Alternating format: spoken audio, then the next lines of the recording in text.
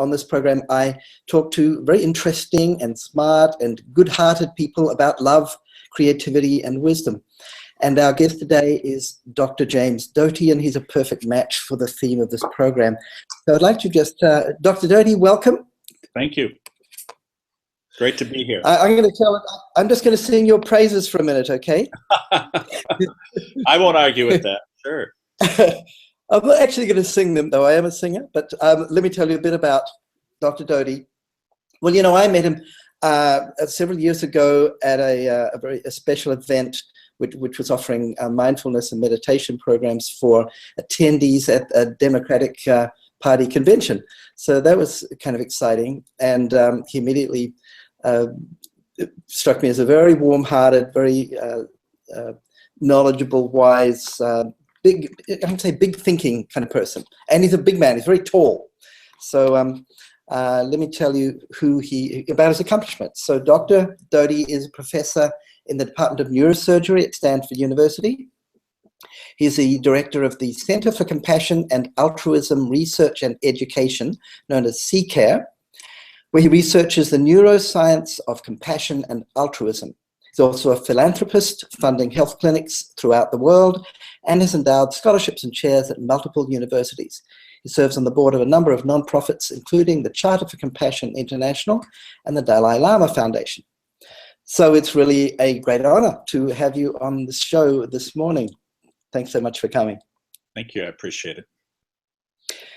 So let's begin with a bit of your backstory. You know, I know a little bit about you because I've read something, but most of our listeners might not have. So can you tell us a bit how you got started and how you...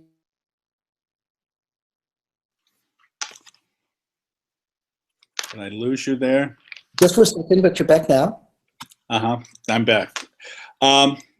So each of us has backstory that drives what we do and ultimately who we become. My backstory relates to my childhood growing up. I was a child of an alcoholic father and a mother who had had a stroke and was disabled, had a seizure disorder, and was chronically depressed, having actually attempted suicide multiple times. Neither had gone to college. We had been on public assistance essentially my entire life. The interesting situation there, though, was one of the things that struck me is that you see people in positions of power who have resources, have influence, and they see individuals suffering and they don't engage or interact, and in fact some actively avoid. Of course, the paradox is you see people who have had nothing and the most limited of resources who immediately respond, give, and sometimes give everything. And this paradox of human behavior stayed with me, and I wanted to understand it. And it also seemed, as I got older, that oftentimes people who seemingly had everything, at least by definition of Western society, often were some of the most unhappy, lonely people, while individuals who had the most limited of things, by Western standards, were some of the most engaged and happy. And why was this? And this ultimately led me down this path of trying to understand this, and it also ultimately impacted who and what I became. Right, great, thanks. I want to refer to a story that you talk about in one of your videos, and of course it's given rise to the title of your book. And this is not quite the title you might expect from somebody with your background. It's called Into the Magic Shop. Now, I haven't read the book yet because it hasn't actually appeared yet, has it? It's just coming out. Is that right? That's correct. It actually is being released on February 2nd of next year. And yeah, it's called Into the Magic Shop, a neurosurgeon's quest to discover the mysteries of the brain and the secrets of the heart. So why magic? Why a magic shop? I love this story. Well, what we sometimes forget, and actually what people who've accomplished great things often forget to say, is that many of the major turning points in our lives, or those things which change the trajectory of our lives, actually involve an individual. And when I was 12, I was in a particularly vulnerable position. I because of my background, and I was unhappy and sad and angry. And I had been riding my bicycle and to an area where I don't usually go. And there was a strip mall, and in the strip mall was a magic shop. And I decided to go in because I had a sort of a very limited interest, or should I say, I didn't know a lot about magic, but I was interested in it. I walked in, and the owner was not there, but his mother was behind the counter. And I would describe her as sort of a 60s Earth Mother type, if you can imagine that. And she had this radiant smile that was embracing, and she was almost glowing, if you will. And her and I began talking. She knew nothing about stuff in the magic store at all. But after several minutes of conversation, and she actually was asking some fairly pointed questions, and she said, I really like you. I'm here for another 6 weeks this summer. If you come in every day for the next 6 weeks, I believe I can teach you something that could change your life. And I wish I could tell you I had some incredible insight at that time. I didn't. I just had nothing else to do. And I showed up. And over that period of 6 weeks, she actually taught me a meditation practice combined with, if you will, the power of positive thinking and a visualization technique. And what I tell people is that prior to that, I felt like a wind or a leaf being blown by an ill wind, where I had just no direction. Things were changing. There was no stability. And prior to that, she took me, I really thought I had very limited possibilities to accomplish anything because I had no mentors, I had no direction. I did not see any particular way out to get into a better position. And while being in that position, if you're not particularly bright, or self-aware, you accept your lot. If you are intelligent and somewhat self-aware, you are very pained by this because you cannot understand why this is happening to you. And so that singular interaction with that woman took me from this place of limited to no possibilities to essentially unlimited possibilities, and fundamentally changed the trajectory of my life. What a fantastic beginning to your path of meeting some amazing mentors. So you've, in your travels and in the course of your work and your research, I know you've been fortunate to work with some incredible other mentor figures. Can you tell us about a couple of them? You know who I mean. Well, sometimes we equate life lessons with prominent individuals who are well known by many, but I would also simply say that some of the greatest wisdom insights I've ever had are from individuals who no one knows. That being said, though, I've been blessed to really have interaction with and some deep dialogue with what many would consider some of the most profound, iconic wisdom thinkers in the world, including the Dalai Lama, Amma, Sri Sri Ravi Shankar, Sadhguru, Eckhart Tolle, Desmond Tutu, as well as others, including yourself, Sharon Salzberg, John Kabat-Zinn, Deepak Chopra. And I would tell you that my own sense, having spent time with individuals such as this, I forgot to mention the Pope.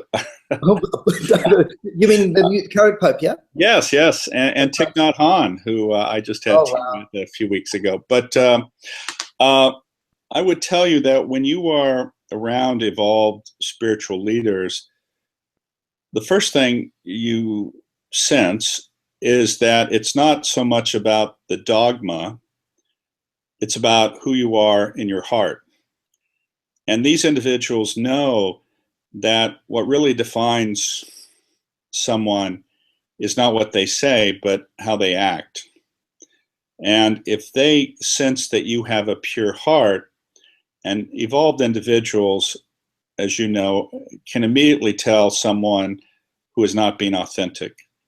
And if in that briefest of interactions, they sense that you are completely authentic and are laid bare before them, they immediately embrace you with love. And that's been my repeated experience.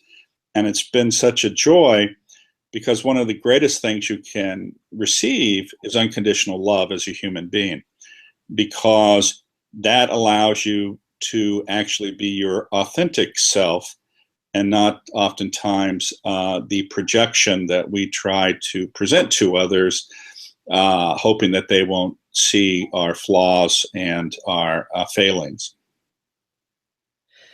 Well, yeah. So from a difficult start, you're doing all right. You get some luck. Well, no, I have been extraordinarily blessed, and that blessing has been the result of many, many people caring.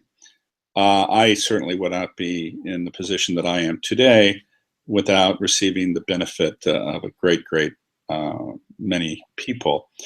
And none of us should forget that while, yes, it takes effort to accomplish, none of us accomplish anything in isolation or without others assisting us. And this allows us, when we recognize this, to have generosity of spirit and not be selfish in our praise. There's nothing that I have accomplished without the involvement of many people. And for that, I have immense love for them.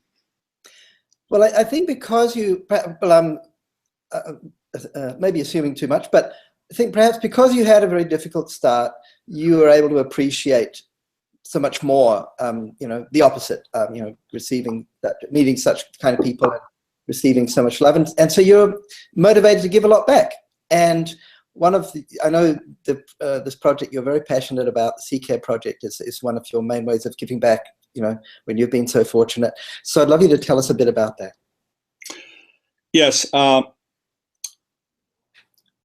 a point in my life, and I've been affiliated with Stanford since 1997, but in 2004, I had left to actually develop a neuroscience program in a very underserved area of the US, and had walked away. But at some point, I actually decided to come back to Stanford, and it struck me very deeply at that time that I really wanted to explore what is it that drives individuals to care or be compassionate. And so I came back to Stanford, and then I immediately engaged some of my colleagues.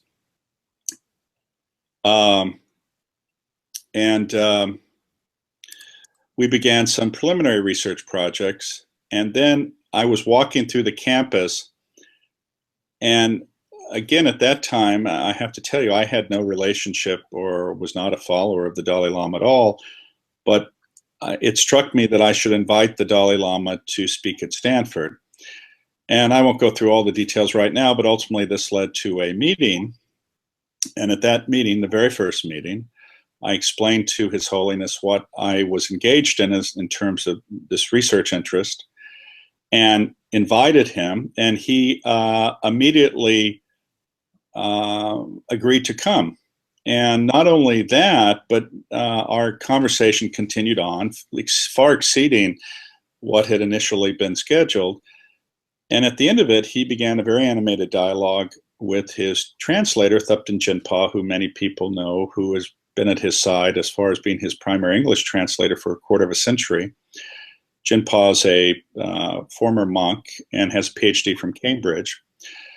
But at the end of this dialogue, they began this very animated conversation in Tibetan, and frankly, I was concerned that I had offended the Dalai Lama, and I was going, "Oh my God!" But at the end of it, Jinpa turned to me and he said, "His Holiness is so inspired by the work that you have begun that he wants to assist you."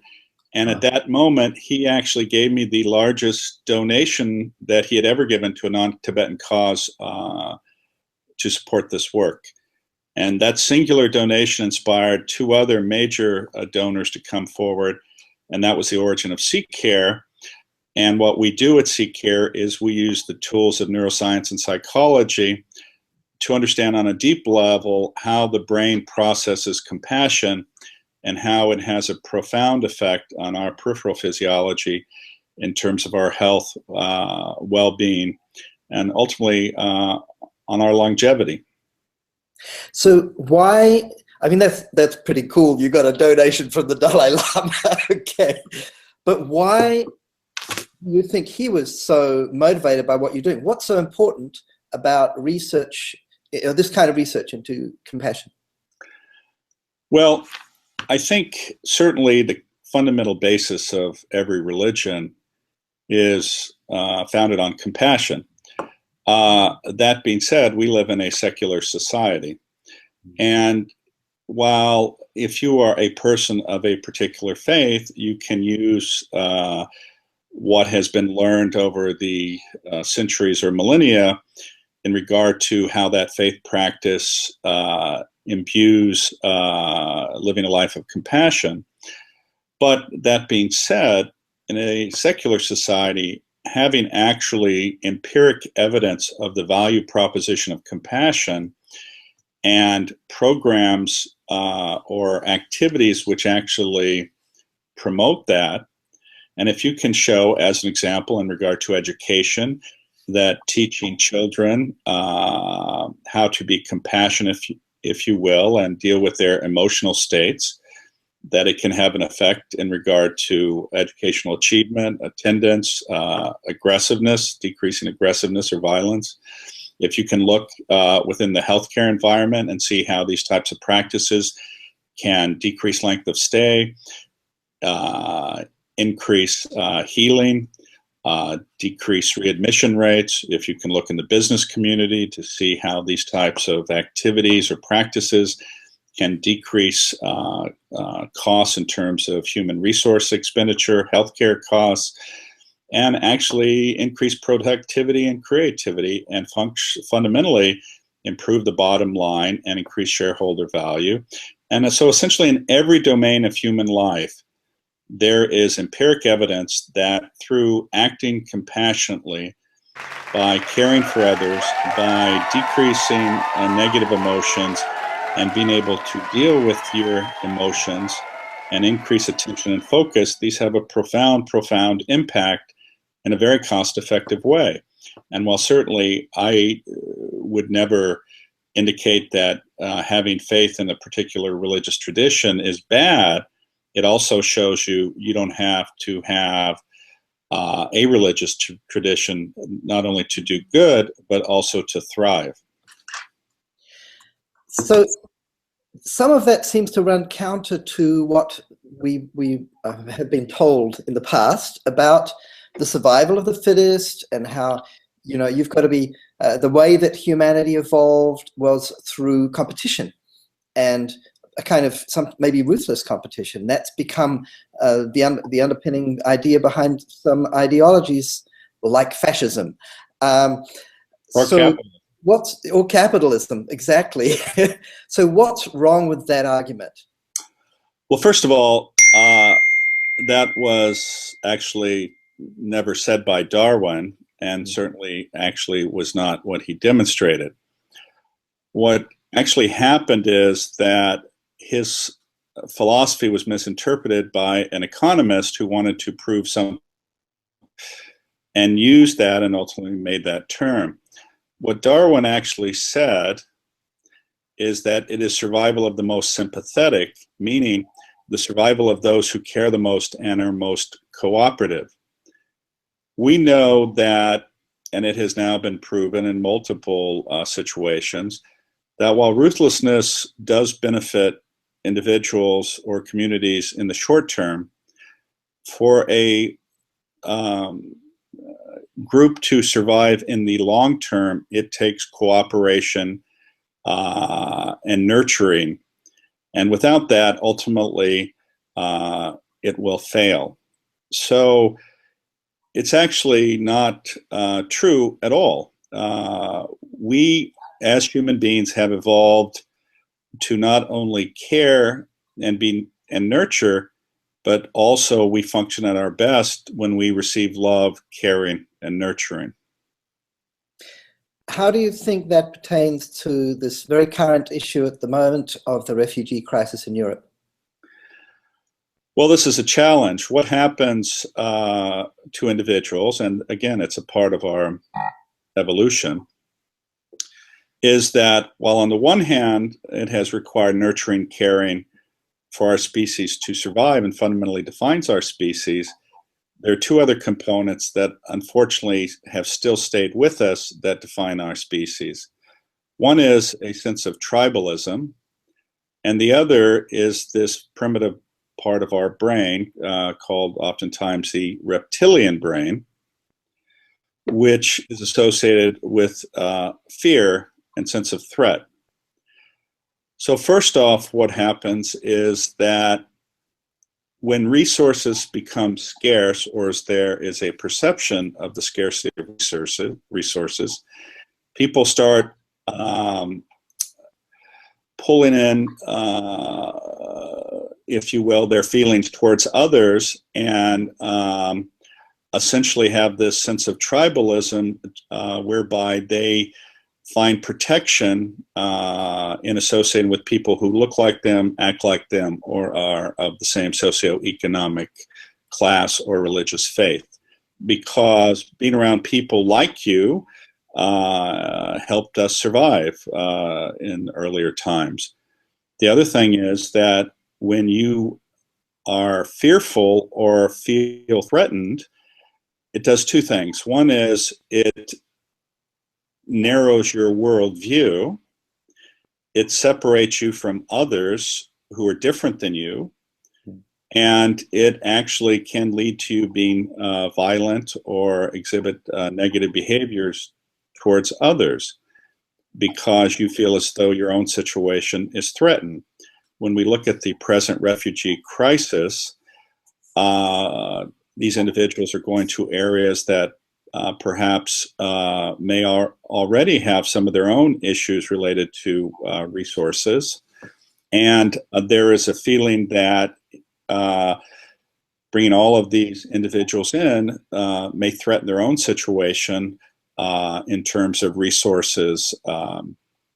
Additionally, when you have a group of people who may practice a different faith than the dominant faith in one of these countries, that also potentially can be threatening to individuals.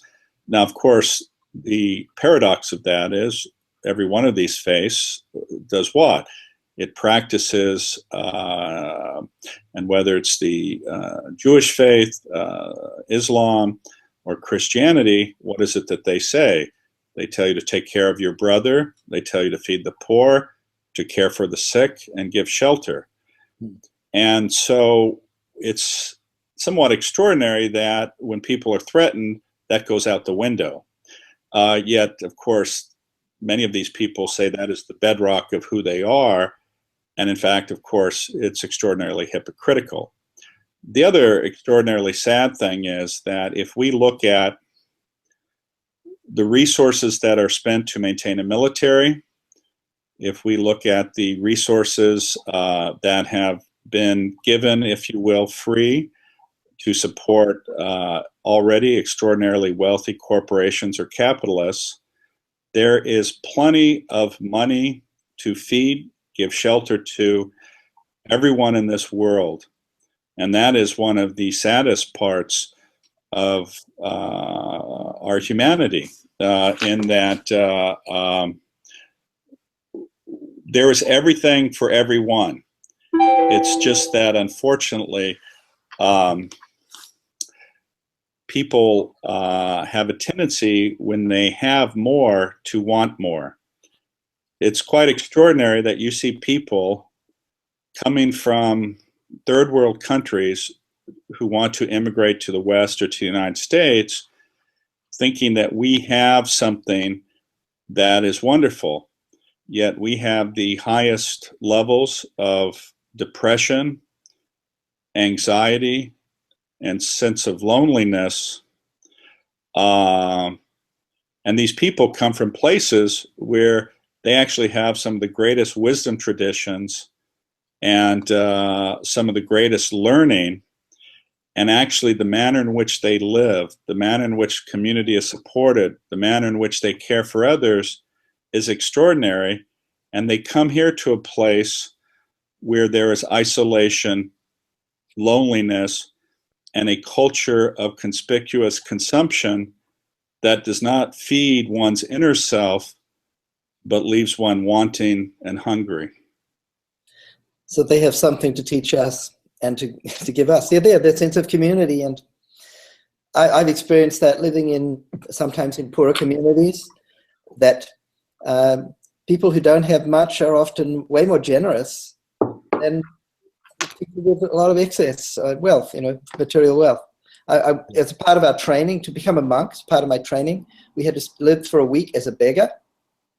And I did that in Kathmandu, which is not a wealthy part of the world. And during that week, we only ate what we were given. And we would go out and walk around and, like a traditional mendicant monk. And not a single person in that really poor community refused me. And that's really stayed with me. I mean, I don't think that would have been the same if I'd been wandering around here in Silicon Valley begging. I wouldn't have got the same response. And that's really the sad thing, is that, there's a sense oftentimes, and it may be true on a limited basis, that, there are people who are poor who are scamming the system or are taking advantage. But that's okay. That's going to be the case oftentimes. But one day I walked through San Francisco and I just gave money freely to every person who asked.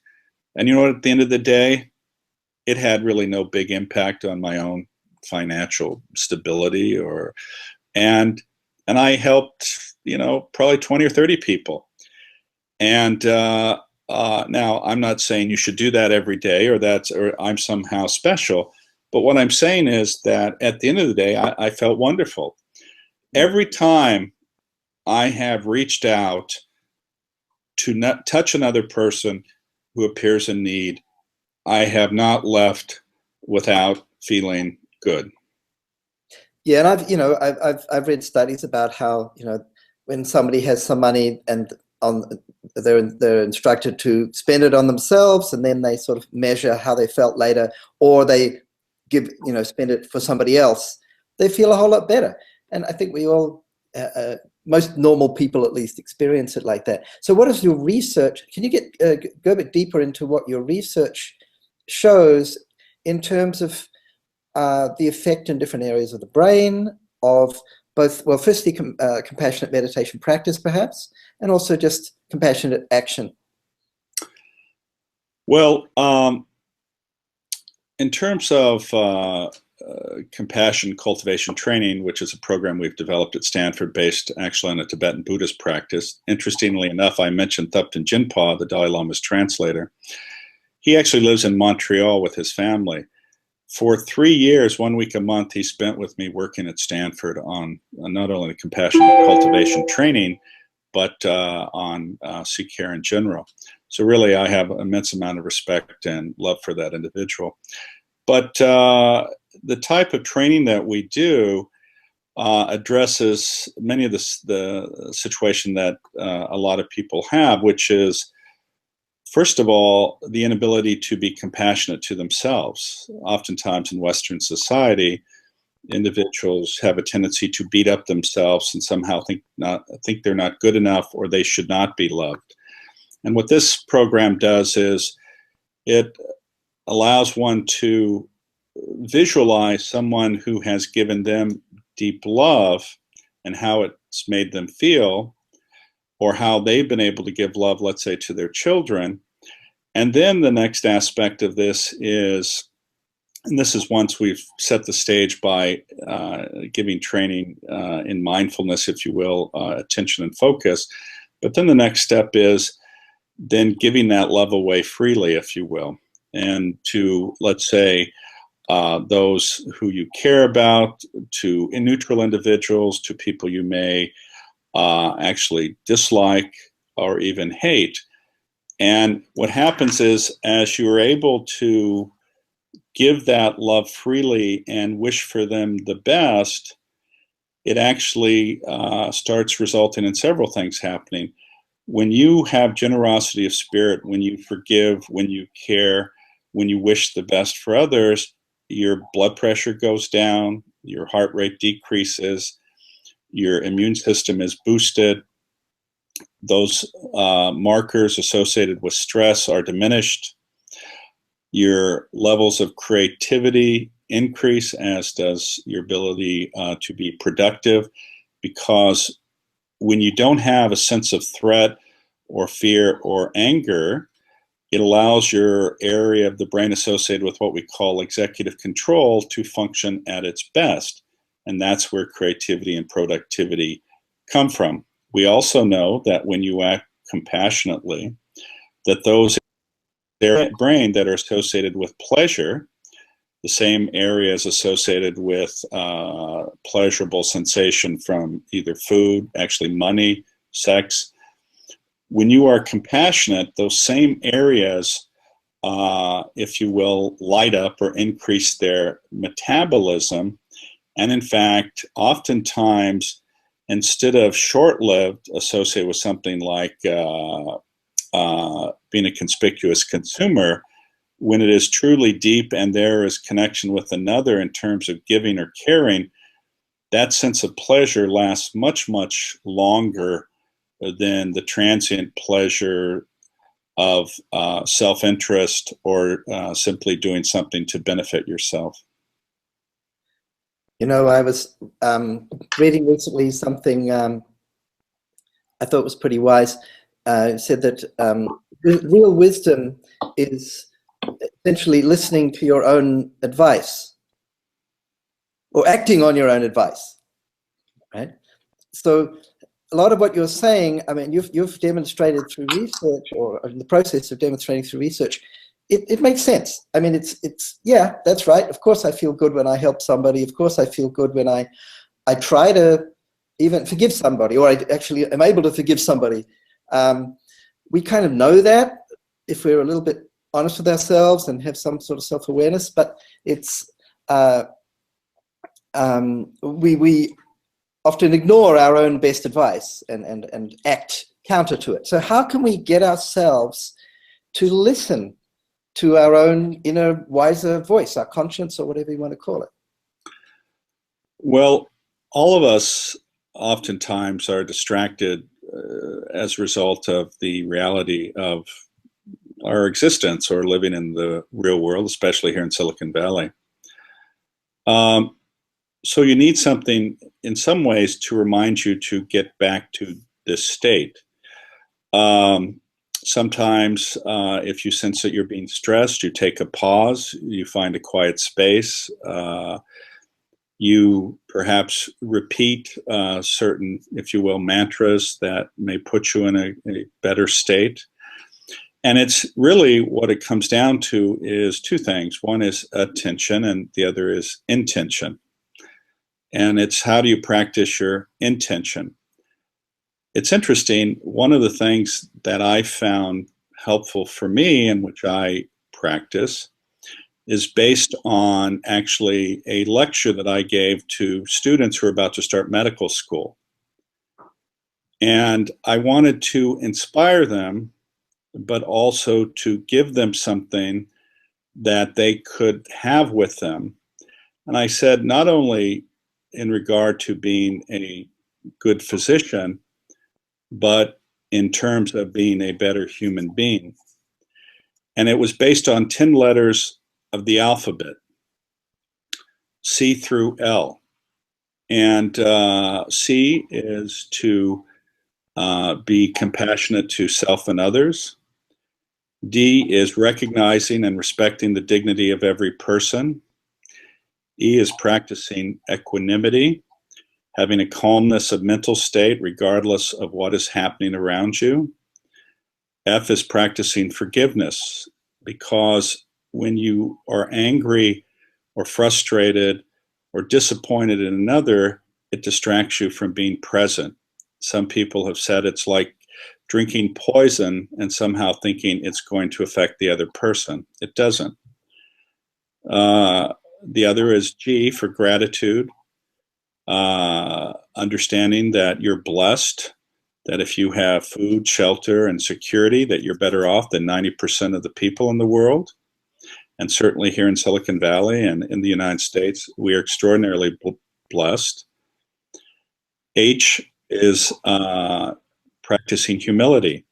You cannot be truly compassionate to another if you somehow are looking at them from a superior position. That is pity. When you look at someone face to face, eye to eye, and see them as your equal and see them as you, then you're truly being compassionate because you're caring for yourself. I is integrity, having a sense of personal values or beliefs that you live by and that imbue how you act in the world. J is justice, our responsibility to care for those who are most vulnerable. K is kindness, which is the active component of compassion. And then all of these are contained by love. Oh, I love that.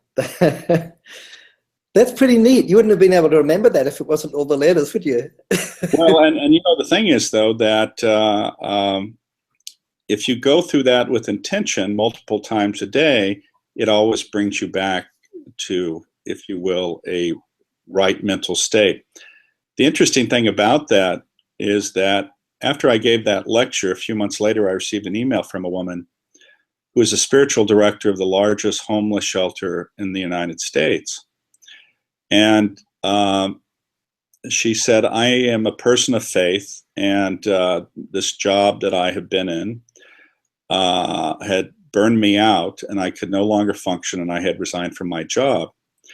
And many of my colleagues had tried to support me with scripture or readings, and nothing helped. And my last day at work, someone showed me your talk, and I was so moved that it gave me the strength to return to work. And it was very, very moving, her email to me. The extraordinary thing about that is that later she sent me another note and said that she had been sharing this with people at the shelter who were also moved. And then she shared it with a friend of hers who has a daughter who makes beads. And what her daughter did, her friend's daughter, is she created a mala with 10 wooden beads, each representing one of those letters, and then she included a golden bead to represent the golden rule. And then she started handing these out and ultimately asked me if she could sell them as a fundraiser for the work that she does. And how could I refuse? And then she presented me another email that said she had made a video. And she made a video about this, talking about how this mala or this practice creates super neural highways through repetition, and how malas have been found in every religion. And one can find it if they go to YouTube and look up Compassion Beads San Antonio Peace Center. The beads are sold on Etsy. I don't receive anything, but they do. And it's actually quite wonderful. So what I do actually is I carry a set of these beads in my pocket all the time. And it's the first thing I do in the morning, and multiple times throughout the day, I feel these beads and it reminds me of my intention. And for me, it's been quite powerful, actually. So remembering and repetition, very important, huh? Yes.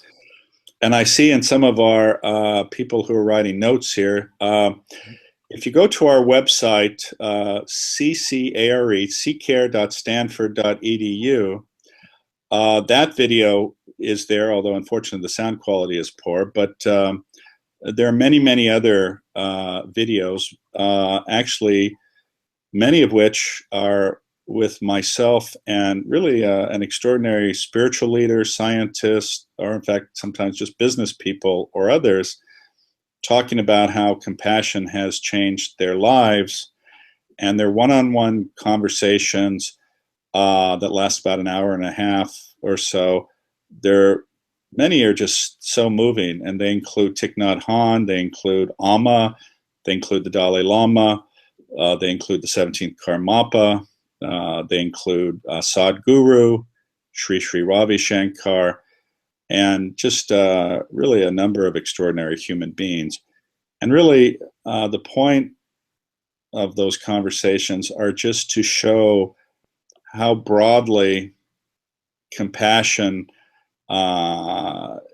is integrated into our humanity. I think last time I saw you was when, just after your interview with Amma on stage at Stanford. That was fun, wasn't it? Oh, she's so lovely. And, I've seen her a few times, and, I'm a bit of a fan. And but this was different because normally she doesn't speak much. But you got her talking. And she had a lot to say, and it was really cool. I mean, I thought that that conversation was really, really inspiring, and it gave me a look at another side of Amma that I hadn't appreciated before. It was excellent. Well, there's an interesting story about that, if you'd like me to share it with you. For sure, stories are wonderful. So, again, I've had the joy of meeting many spiritual leaders, and I had not met Amma. And I was talking to a reporter who's from India on a Sunday, and I told her this, and she said, I had never met Amma either. And I said, I'd love to meet her because I'm always fascinated by how people motivate others to do good work. And on a Thursday, she texted me and she said, Jim, I spoke to Amma's representatives. They want, or she wants to meet you. She's in San Ramon at her ashram. Please be there 5:30. I didn't even know she had an ashram in San Ramon, which is about an hour away. And, it turned out that the reporter had been doing a technology story, and some of Amma's representatives had been there purchasing this technology, or at least checking into it. So I went to the ashram, and they were kind enough, because there are thousands of people waiting for hugs. She's the hugging guru, to put me in the second row in the middle. And for 2.5 hours, I sat listening to chanting, and which, for a sometimes impatient neurosurgeon was a little bit hard. But that being said, I did go up and I received this hug. And, because there's so many people waiting, they're typically quite perfunctory, although very powerful. When I got down, she hugged me, but she didn't let me go.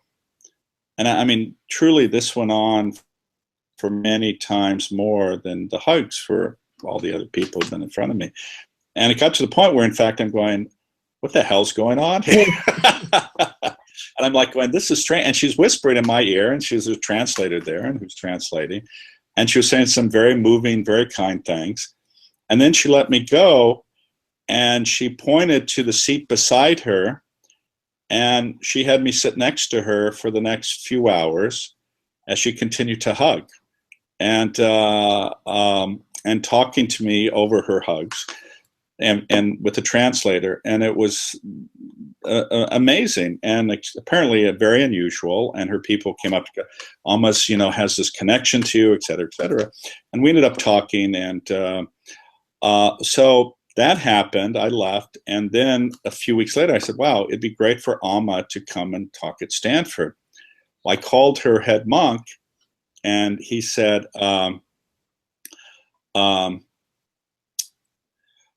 Jim, she does not do that. I've been with her 35 years. I've never seen her do an interview with anyone like that you're asking. It's impossible. And I said, well, I appreciate what you're saying, but would you please ask her? And he said, Jim, I just know what the answer is going to be. There's no reason to ask. I said, look, please just ask her to do this. And the next day he called me back and said she had immediately agreed. Oh, cool.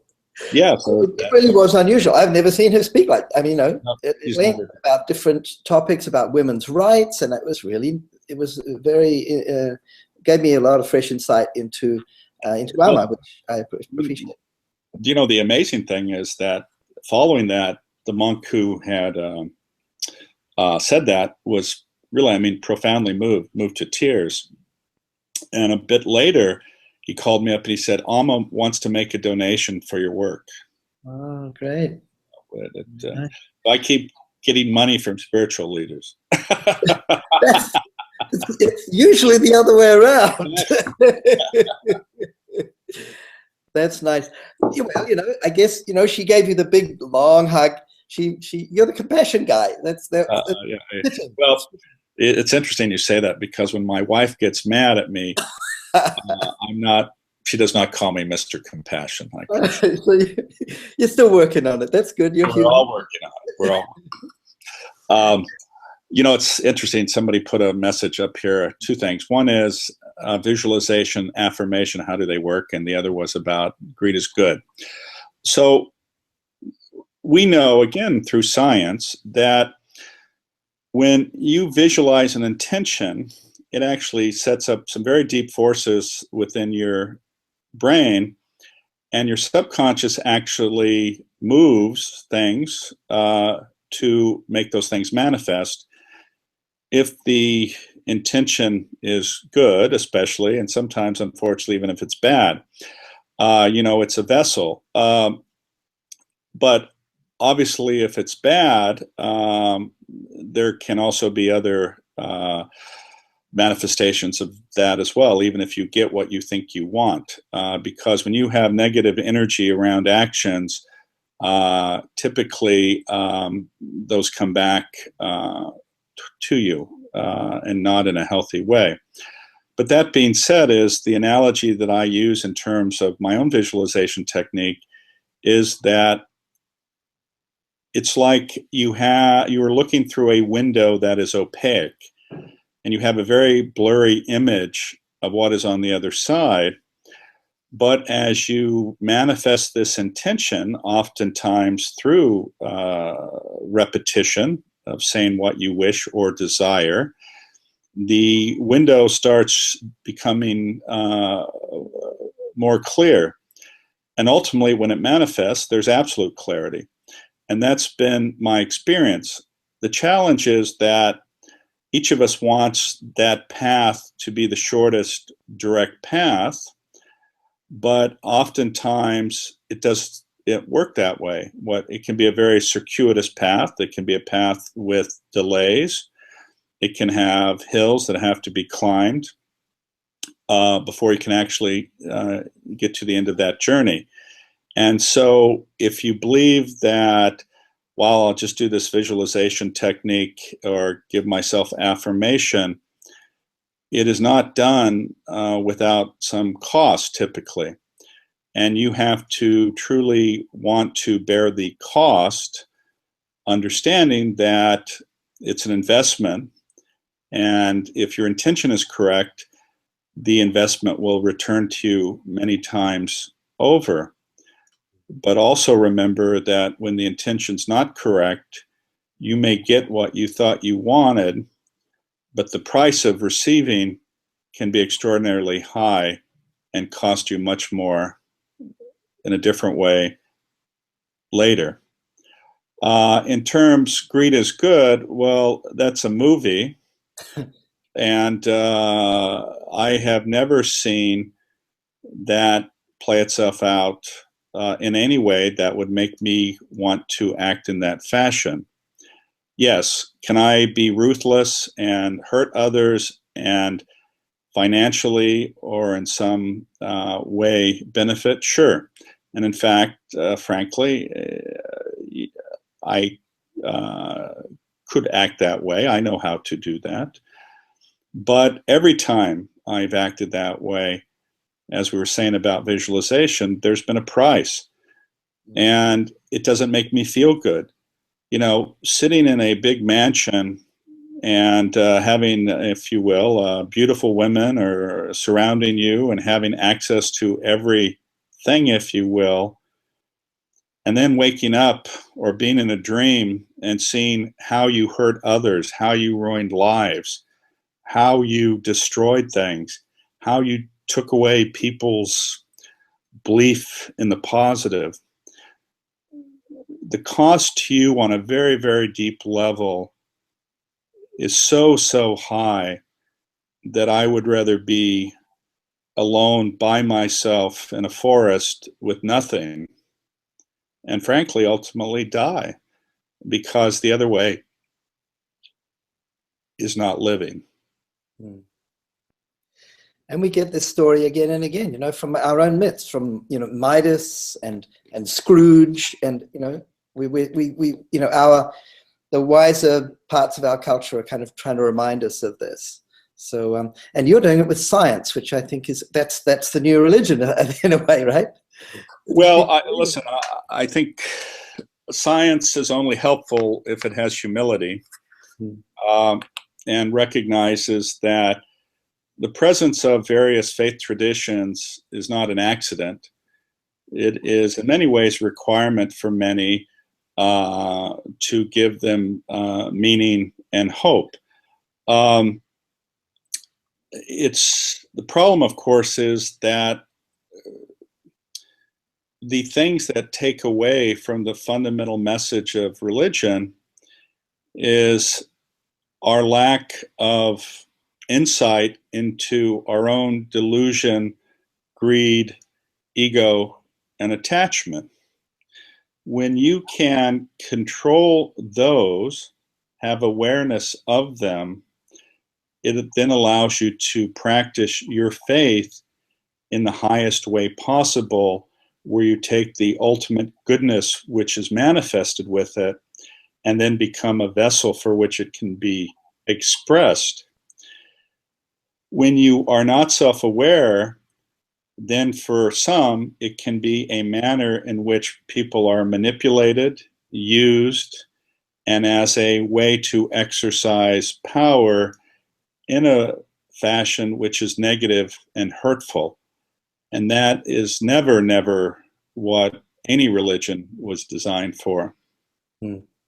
We're running out of time, but do you mind if we go, because we started late, can we go to make up to 1 hour? Whatever you'd like to do. Oh, okay, cool.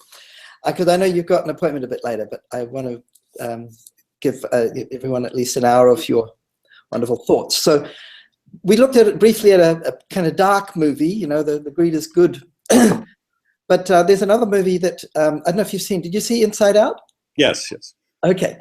So I want to know whether you think there was something missing. Now, you know, we had four characters there representing the major emotions in the young girl.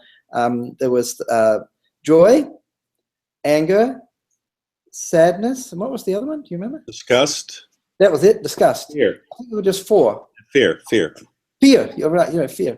So wasn't something missing?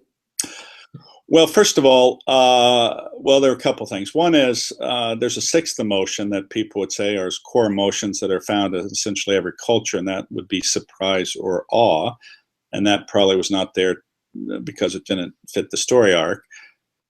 Two, 4 out of those 5 are negative emotions, if you will.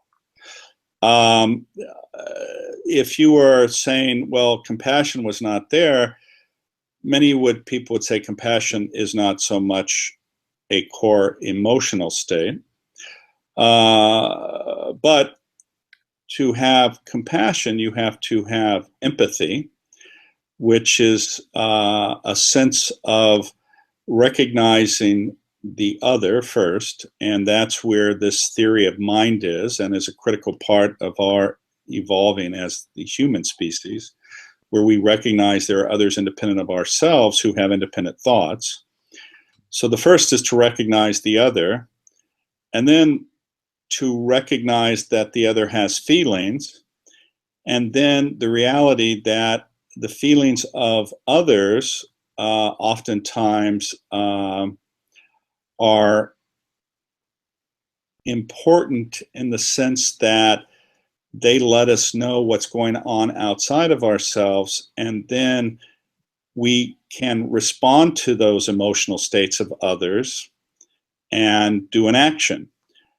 Compassion, by definition, is the recognition of another's suffering so that you place yourself in that other's situation and have an intention or a desire to alleviate that suffering. It doesn't necessarily say that you are able to or have the capacity to. It's simply an aspiration to do so. But that desire or motivational state is really quite profound, because it is what connects you to another, and it is what motivates you to nurture and to give. Because when you do that, that puts you into this state where you increase the tone of your parasympathetic nervous system, which causes you to demonstrate more affiliative behavior. It calms you down, it decreases your blood pressure, and all the other positive aspects of those types of behaviors. So while it was not directly in the movie per se, it is there indirectly in many ways. And the other aspect you have to forget is you can't have unlimited joy, love, and caring unless you have these other states that give the power to all of these positive states. Actually, I thought it was a beautiful movie, but the thought came when I was reading an interview with one of the two psychologists who was Peter Docter, the director, consulted when he was developing the story. And one of them actually made this comment that he actually felt that he slightly disagreed with the lineup, and he wanted another character representing love. Right. But it probably didn't fit the story. So. Well, yeah, I mean, if it doesn't fit the arc of the story and they don't think it'll sell, the movie won't get made, right? You know, it was noted in some of the conversation on, what do they call this, our sidebar here, about wisdom and compassion. Yes, it's interesting because, of course, in Tibetan Buddhism, these represent, what is it, the wings of something or other. People have said that, you know, not having wisdom and practicing compassion, it doesn't benefit because it's not focused and it's not helpful oftentimes. But having wisdom without compassion oftentimes can result in ruthlessness, because while it defines a path, it doesn't have the component where you recognize that you must care along the path and be thoughtful. So really, wisdom combined with compassion is really the best place to be ultimately. So it's really something I think that's important and to think about. Another comment in our chat is teaching compassion in schools. Well, of course, we should be also, as parents, teaching compassion. The challenge in modern Western society is that oftentimes I mean, look at the United States now. We have people who have immense wealth, but you have people who, I mean, the average income for a family of four is around $40-some thousand. Well, could you live like that in Silicon Valley, where a starter home is $2 million? And in fact, even in the Midwest, $40,000, it may get you by, but it's not that much compared to the wealth that we have in this world. And in fact, it was said that the yearly bonuses of Wall Street financiers was greater than all the money spent on education in preschools and kindergarten. Can you imagine? God, it's crazy. I mean, yeah, we've got mad priorities. Yeah, and so yes, compassion should be taught everywhere. It should be the default manner in which we function in our society. That being said, when you have two parents who are working, you don't have sort of the nuclear family where you have, let's say, multi-generations in a household to care for each other and also to demonstrate to children appropriate behavior and interaction. It's hard. And then when you pull in what effects that poverty and what is associated with poverty, which can be dysfunctional behavior, which can result in the use of drugs and alcohol and other things. And then you have single parents and you have lack of education. It's horrible because, when people are striving to just survive, oftentimes focusing on compassion seems like a luxury. Of course, it's not a luxury, but it can seem that way. If you are hungry, if you don't have clothing, if you have children to feed, you're focused on those things. You're not focused on, wow, I think the world's a great place and let me go out and help X, Y, and Z. Well, that may sit there. You have to feed your children. You have to find shelter for yourself.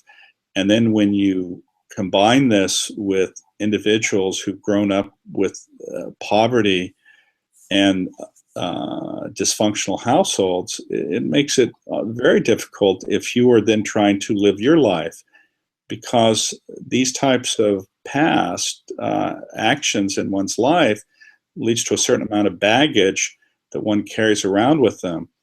And until they can take the baggage off of their back, which is causing a very, very heaviness in how they function in the world, and be liberated from that, it's hard to see the world with a degree of clarity that allows you to be the best person you can be.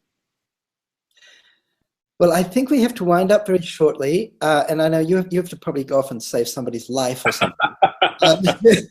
Really, that first time I met you, I remember you had a press interview, and you had to finish because you had to go off and operate on someone's brain. Like, God, this is real, So yeah, I know we'll go soon, but just give us a last message. Perhaps some advice on what people can do to help cultivate their own compassion.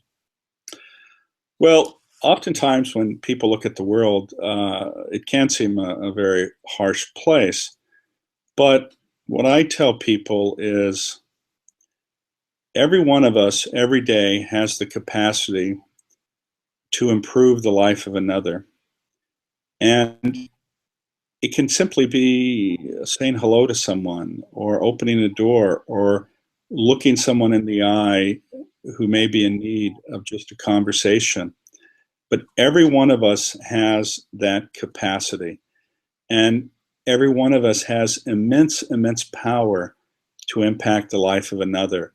And if you keep that always at the forefront and recognize that you can be an agent of change for the better, then not only is it something that can benefit the world, but it profoundly benefits yourself and changes everything. Thanks so much, Dr. Doty, and thank you all of the listeners and those of you who gave us some really nice questions, Deepa and Jason. And it's been so nice to talk to you in depth because we've met several times, but this is the first chance we've had to have a kind of deeper conversation. And I hope to see you again at some fascinating event in the near future. I look forward to it. Take care. Thanks and so much. many blessings and much love. Love to you. Take care.